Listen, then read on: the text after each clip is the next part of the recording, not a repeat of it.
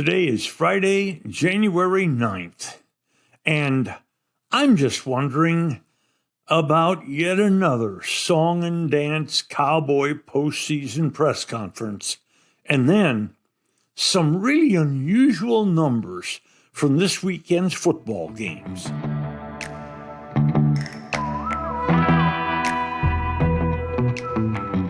And now, a word from our title sponsor. Eyeing retirement?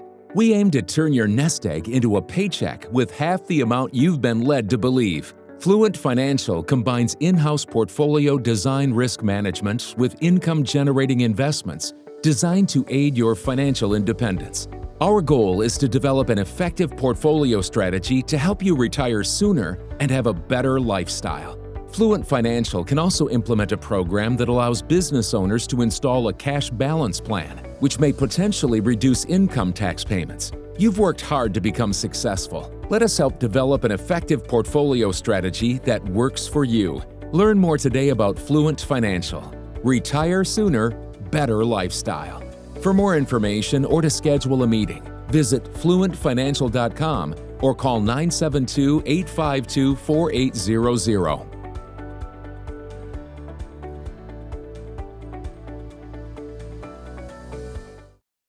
Well, we've had another Cowboy postseason press conference.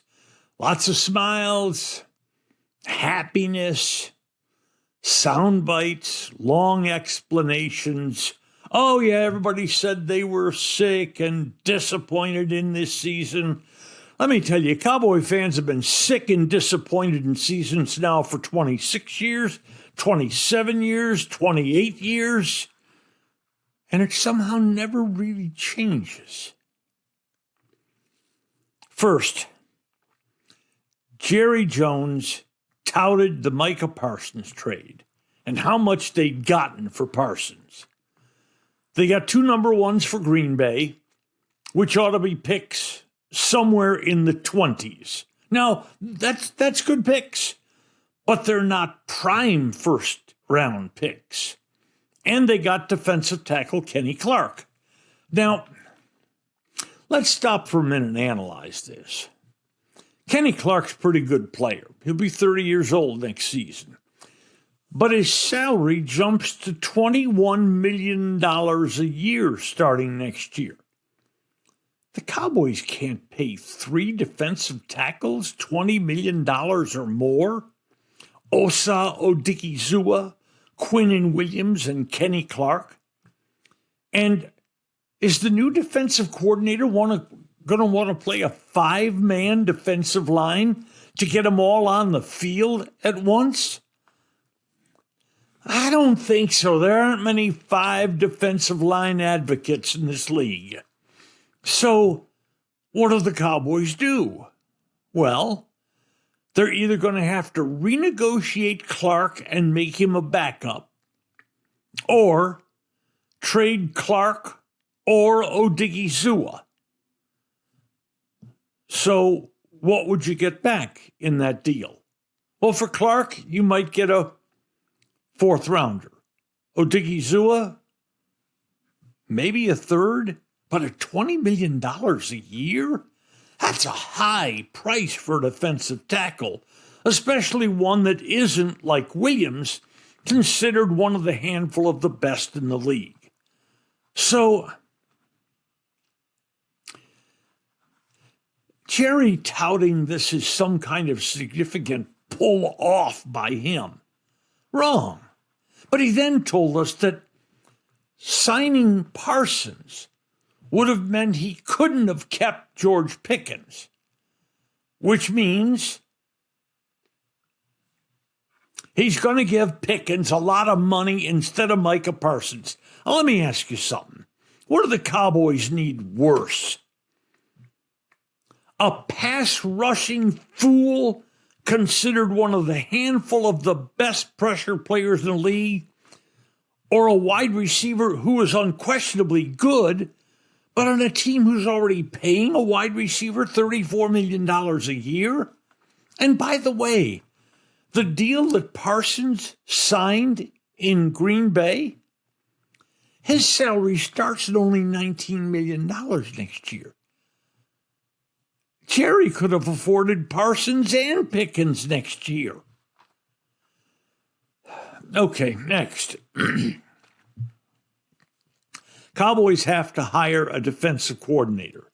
Jerry told us that new coach Brian Schottenheimer had a voice in the hiring of Matt Eberflus. Mind you, he didn't hire him.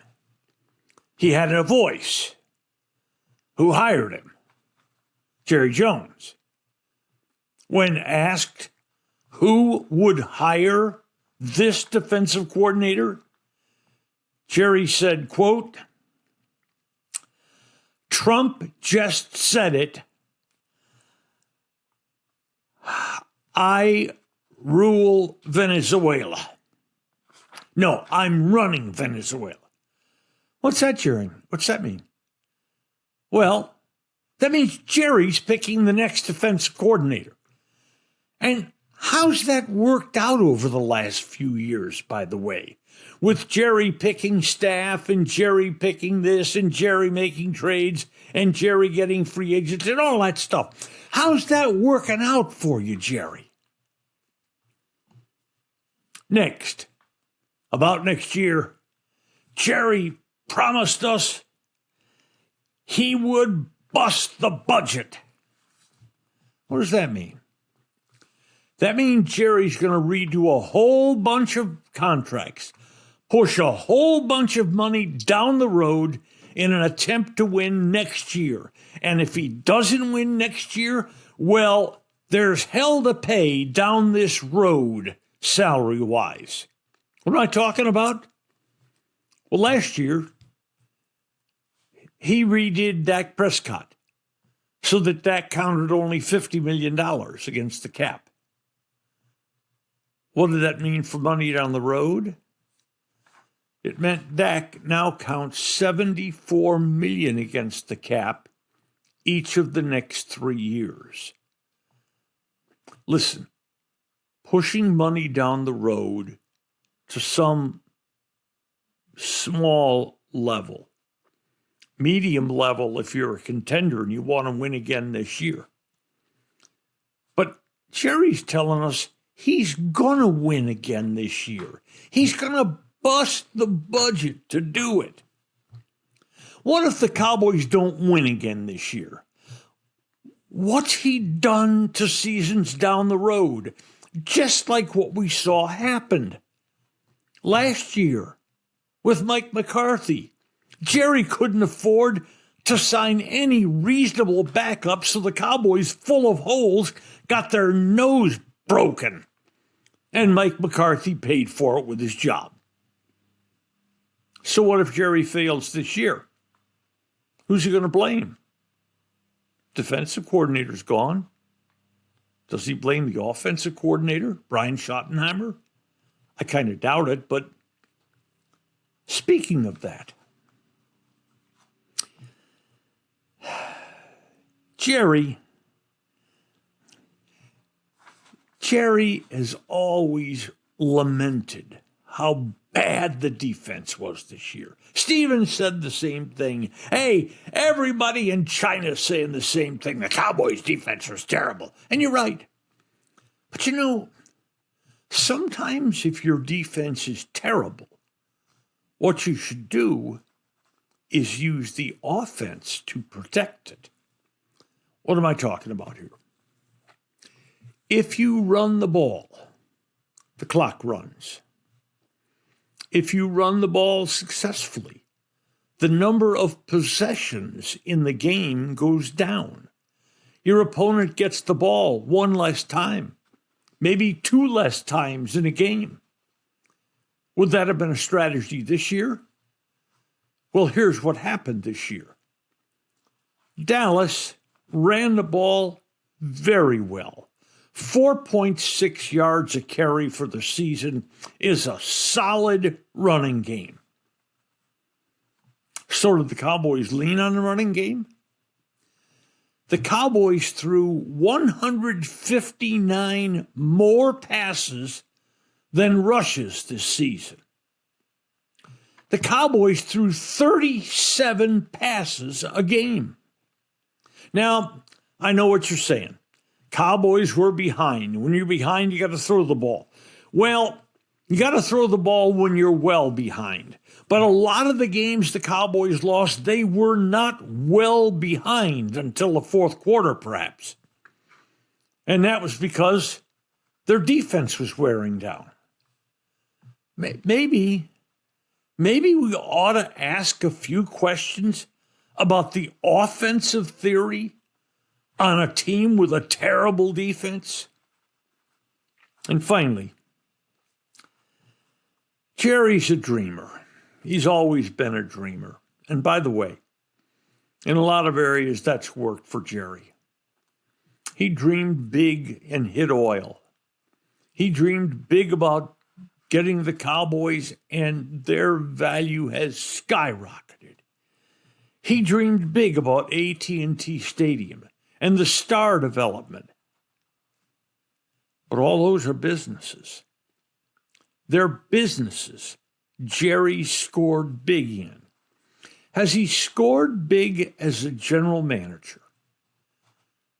You can make a strong case for the fact that after Jimmy Johnson left, Jerry's tenure as a general manager has been exceptionally poor.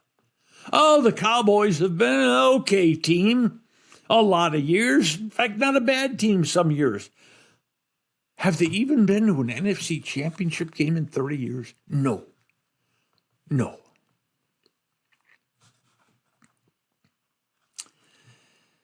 But here's the dreamer part again. Here's Jerry dreaming big. I know this sounds outrageous, but Jerry told us in the press conference he wants to retire. He'll be 84 next season. He wants to retire being the owner who's won more Super Bowls than any other owner in NFL history. Right now, Jerry has 3. Bob Kraft, the New England owner, he has 6. So if Jerry's going to pass Bob Kraft, he needs to win 4 more Super Bowls before he retires.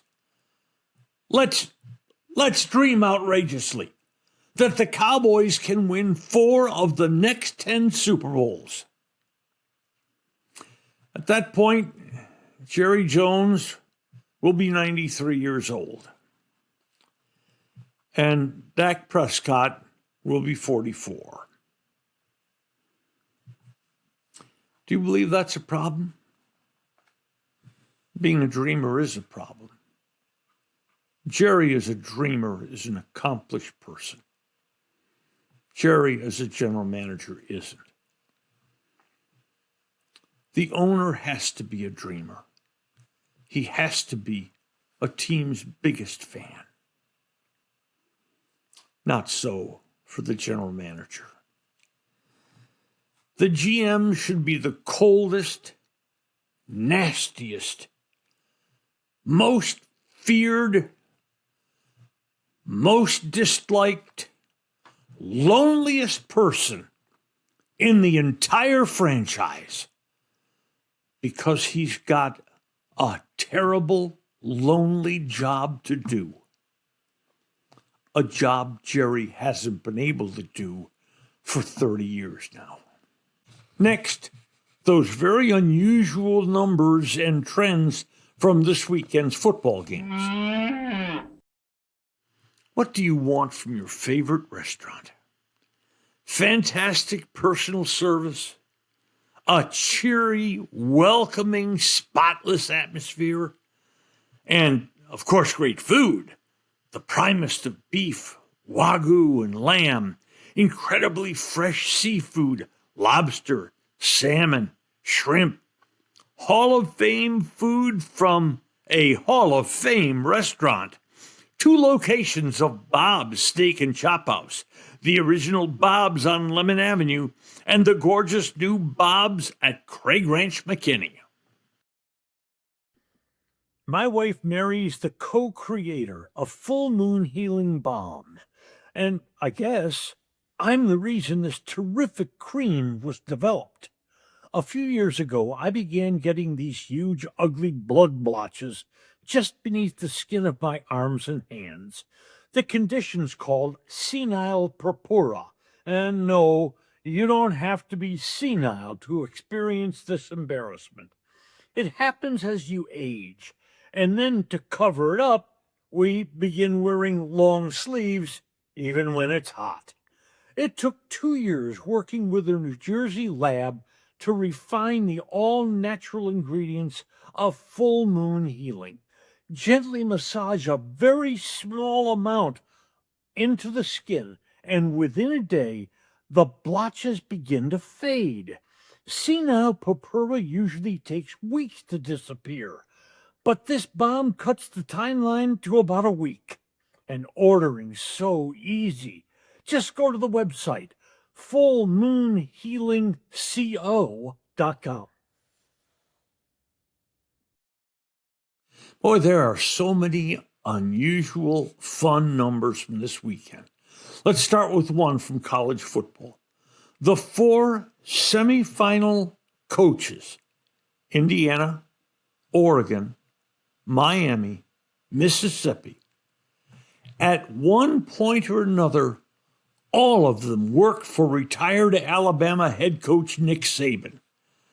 Nick Saban has had an amazing influence on college football as an incredible winner and as an incredible developer of coaches.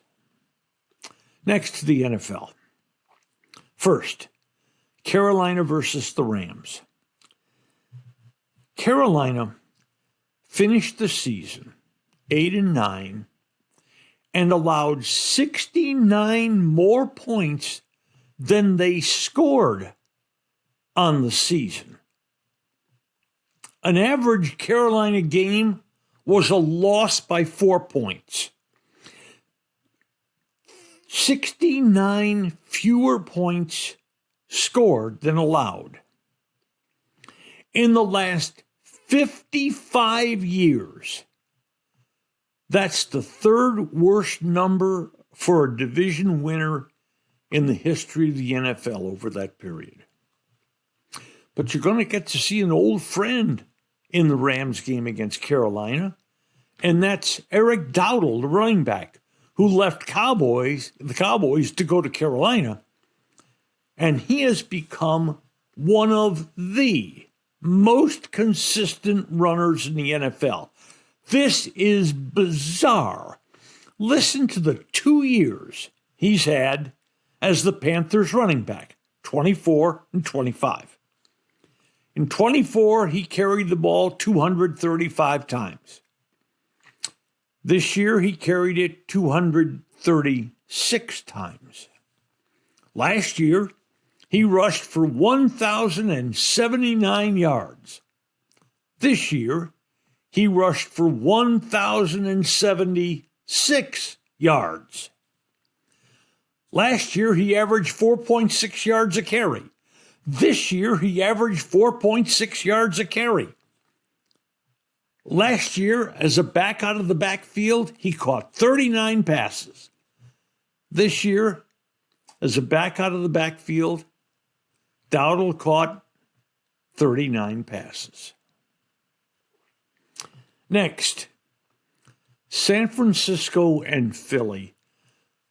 Kyle Shanahan has done an amazing job coaching San Francisco to their terrific record this year. Even more amazing because he lost defensive end Joey Bosa, who was his pass rush. San Francisco this year made it to the playoffs, won 13 games, and recorded just 20 sacks, the lowest number in the NFL. Next, Jacksonville reaches the playoffs having won 8 in a row. But listen to this. They won their 8 in a row, by a total of 153 points. In the 8 games, they average a 19-point win every week. Yikes. And Trevor Lawrence, their quarterback that we've always thought, man, he's going to be fantastic. Man, he's going to be fantastic. He became fantastic down the stretch. In Jacksonville's last 6 games, Lawrence threw 19 touchdown passes and 1 interception. Next, Buffalo playing Jacksonville is just trying to get to the throne game. But there's good news for Buffalo. Buffalo has been ousted the last 5 seasons by either Kansas City or Cincinnati. And the good news is they didn't make the playoffs this year. Next, in Green Bay versus the Rams, this is the oldest, most played rivalry in the history of the NFL. This weekend's Green Bay-Chicago playoff game will be the 214th meeting between these two teams. And finally, Monday night, Houston at Pittsburgh. I've got a number for you. The number is 20. When the Houston Texans offense, forget their terrific defense, when the offense, the defense, the special teams, whoever, when Houston gets to 20 points in a game this year, they are 11-0. But if they don't get to 20 points, they're 1-5. Monday night, the number to watch is Houston getting to 20. And now a word from our title sponsor. Today's episode has been brought to you by Fluent Financial, Retire Earlier, Live Better, and by Bob's Steak and Chop House on Lemon in Dallas and in Craig Ranch in McKinney. Bob's, a Dallas tradition for more than 30 years. If you've enjoyed Just Wondering, please hit follow, and a fresh new episode will land in your mailbox early every Monday, Wednesday, and Friday morning. Should you know a sports fan who might like our work, please share our contact information with that person. Thanks for listening to today's episode of Just Wondering. I'm Norm Hitzges, and know that every day I'll be just wondering about something. And I'm Mary Hitzges, and I'll just be wondering too.